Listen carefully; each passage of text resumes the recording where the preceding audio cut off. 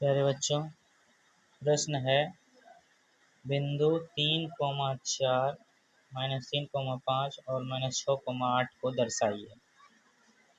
तो इसके लिए सबसे पहले एक ग्राफ कॉपी होना चाहिए। ग्राफ कॉपी में एक एक्स अक्ष लेंगे, एक वाई अक्ष लेंगे। एक्स अक्ष वाई अक्ष का एक मूल पॉइंट जो होता है उसको मूल बिंदु बोलते हैं, जिसका नियामक 0,0 होता है। एक्स अक्ष में इधर ऋणात्मक मान है, इधर धनात्मक है। ऊपर की तरफ वाई अक्ष में धनात्मक, नीचे ऋणात्मक है।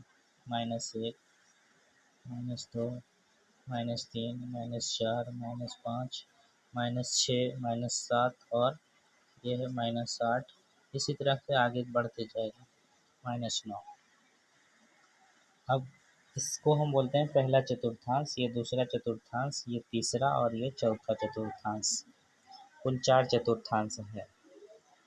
तो हमें बिंदु को दर्शाना है, जैसे 3,4 बिंदु को लेना है।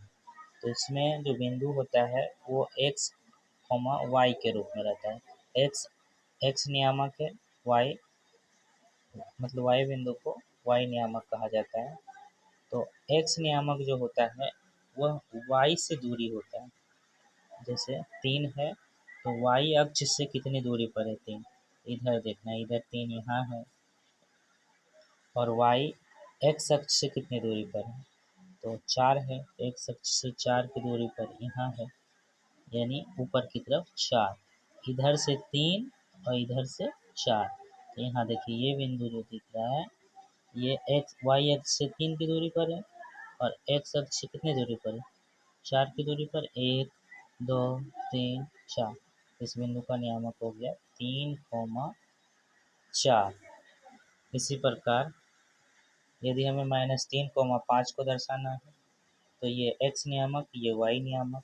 x नियामक है तो पहले x को ही दिखना है। x नियामक को देखने के लिए y अक्ष से दूरी देखेंगे। y अक्ष ये है, y अक्ष से -3 कहाँ है, तो -3 यहाँ। और y नियामक 5 है, मतलब x अक्ष से 5 कहाँ है, तो यहाँ से 5 ऊपर की तरफ जाएंगे। यहाँ देखिए 5 यहाँ दिख रहा है, इसलिए इस बिंदु का नियामक हो जाएगा -3,5। इसी प्रकार -6, -8 है तो x अक्ष में देखना है, मतलब x नियामक y से -6 की दूरी पर, -6 यहाँ है। और -8 x अक्ष से दूरी कितना है, तो -8 देखिए यहाँ इस बिंदु का नियामक हो जाएगा -6, -8।